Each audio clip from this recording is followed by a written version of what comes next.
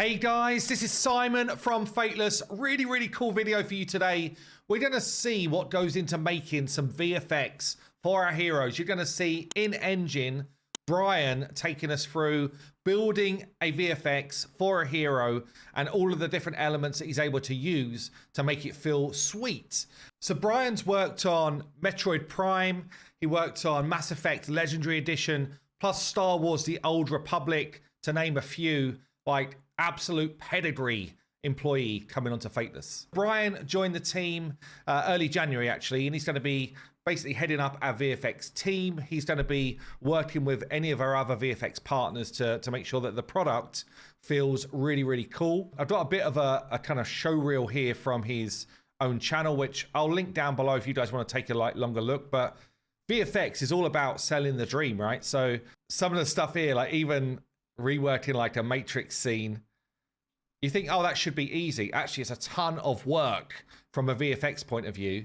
But yeah, there's a bunch of cool stuff on his animation reel, from kind of like funky characters to cool effects. Just very sweet, like very slick work.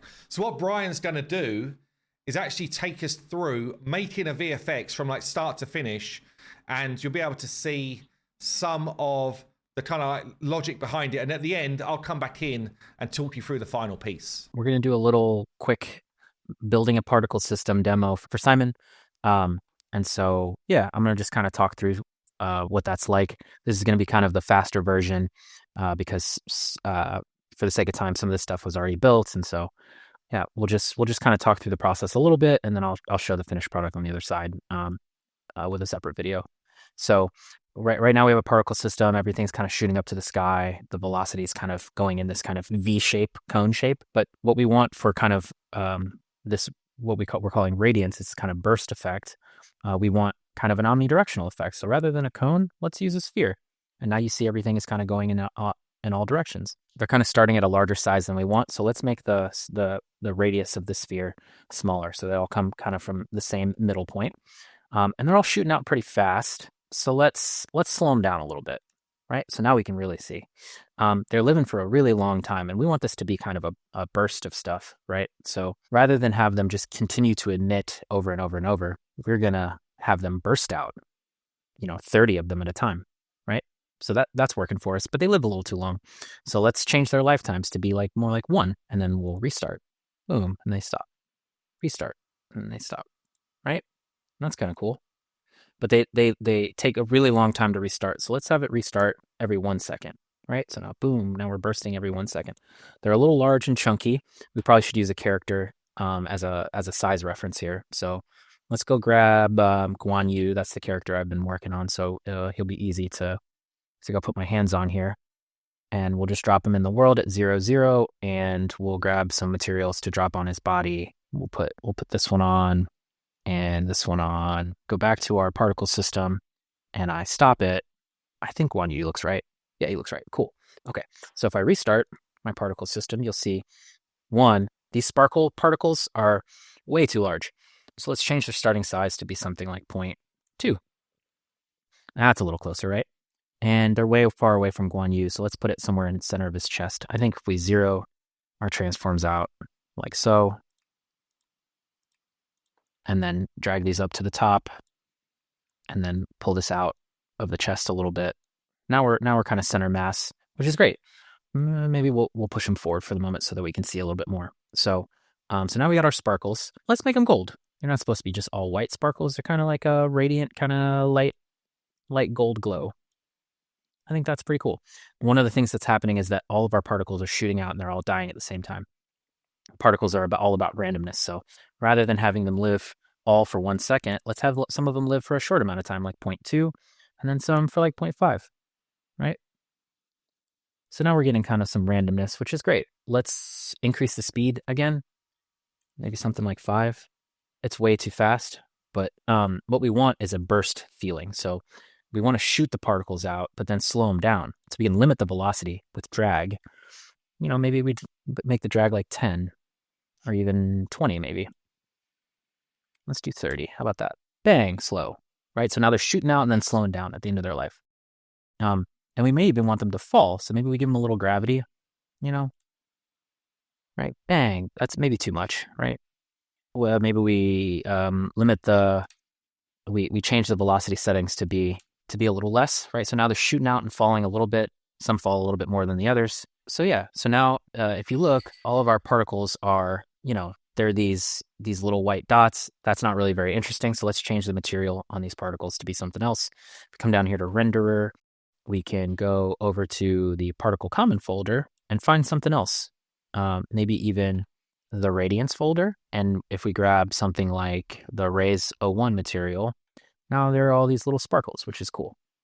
But if you look, they're all facing the same direction. So let's give them random rotation here. The way to do that is come back up to the start, and we do start rotation. And rather than have them be 0, let's have it be a random between a full 360-degree turn and 0 as a starting turn. And so now we get this, right? Sparkle particles that shoot out, slow down, and then fall. We can zoom in on that here, right? And we may want different sizes. Now they're all the same size. Let's make the sizes different, right? The more random, the better. That's kind of how particles work. And so that's good. We don't want to multiply by size. That feels silly. Let's not multiply by size here. Yeah, see? That's nice. They die in this way where they all kind of blink out, you see? And we don't like that. We want to shrink them down over their life. So if we come over here to lifetime and we make it so that they kind of burst and then shrink, now it's a bit more kind of sparkly, which is great, right? Let's pull this back into his chest a little. So there's that, and that's kind of nice. We can come over here and we can add a second particle system attached to our first particle system. So we can duplicate what we have here and push this underneath. And we can come here to particle effects, and we're going to call this first one sparkles, and the next one is going to be glow. And we'll add a little glow to the center of this thing. And what we'll do is we'll turn off our shape. We'll burst one particle, and we'll make it bigger. We won't randomize the lifetime. We'll make it a constant. We'll make it bigger. We'll turn off all speed, and we'll change the starting size to be 1, so it's big, right? We don't need gravity anymore. Set this to a constant and set it to be 0, right? And so now burst, but also there's a flash in the center, and that's kind of cool. Let's make it bigger, like 3, bang, bang, bang. You see that? That's nice. We might want to make our sparkles slightly larger, so like 0.2 to 0.4 maybe, right? Bang, bang. And then we want rays on this. This ability is called radiance, so we want these kind of glowy shafts of light that are shooting out. So yeah, so let's add some shafts of light under the sparkles. We'll add copy paste, and we'll call this one rays, maybe shafts of light rays. That's kind of cool, actually. Maybe we use two particles for the glow at the center, and maybe we randomize their starting rotations. Oh, they are randomized. Cool. Yeah, because we copied those from the sparkles. That's perfect. So now for our rays, let's use a different material, one that looks more like a ray. One of these is going to look more like a ray of light. I believe it is going to be this guy. Yeah, boom. So we'll go back to our rays, and on our material, let's swap it for light cones. And then underneath here, we're going to offset the pivot for our light cones so that the starting point is at the bottom of the light cones, and 0.5 is probably too much. So let's do 0.25. Maybe even 0.3 is better. 0.3, 3.5, maybe. Okay, cool. So now all of our rays are going in the same direction, which is not helpful to us. We want more random rotation of the ray material or the ray particle system. It's kind of hard to tell what's happening there. Oh, we're only shooting out 1. That's why. We could do 20, right? And so now they're all going in different directions. The problem is they're all scaling uniformly. And for rays, we don't want to do that. So let's make them longer than they are thick. See? And now we get rays of light, which is great. I don't know that we want all of these to be offset so much now that we know our rays are going to look like. So that's kind of cool, right? They're a little strong in terms of what they look like, and I don't know that I want them to scale down so much. So maybe we'll instead of changing the size, we'll change the opacity here. So if I bring my little opacity window, my little color window over here, and if I drag alpha at the start of their life down and alpha at the end of their life down. The rays are additive, so we need to use color instead, not alpha. So these won't matter. We need it to be black at the start of its life. See, now we're getting effects there.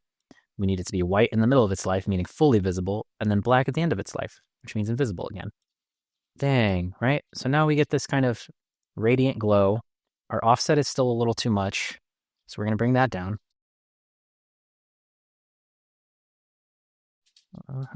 Yep. Radiant glow. Yep. Now maybe the rays don't live as long as they should. I might increase their lifetime so that they're the last thing we see, and then adjust this color setting so that we get our flash right at the beginning, right? And maybe we add a little bit of sparkles, so a little bit more sparkles. So we're using 30 now. Let's use 60, and let's make them larger and make them live longer. Right? Flash. We're kind of getting there. I would rather the velocity, so start speed. Where's our speed? All of our speed is at 5. Let's randomize that. Let's make some of them go a little less fast, right? So now we're just getting this kind of flash of radiance and some sparkles that come, which is kind of cool. And we built all that in 12 minutes. Which is great. The ending effect, I kind of want like a sphere under the feet, kind of like a glow of light that takes place. We could probably do that really fast, and then I'll call it here so this video isn't super long. And then we can just show the final version. So the glow that's at the center, we're gonna take that, copy paste. We're gonna call this foot glow, and we're gonna offset this downward, foot glow. So now it's gonna be at the feet, and you can tell it's not really looking like it's glowing from underneath him, which is what I want. So we're going to use a horizontal billboard, which means it's just going to be flat facing upward. And we'll position that kind of to be low by its feet. We just want to change the material that's on this glow to be just like kind of like a round glowy shape. Something like that kind of could work. And then maybe we just offset that a little further and slide it back. And I think this timing is a little wonky. Maybe we make foot glow delayed. You know what? For this final bit, let's use a mesh, and let's point it towards the sky. Make it use world space.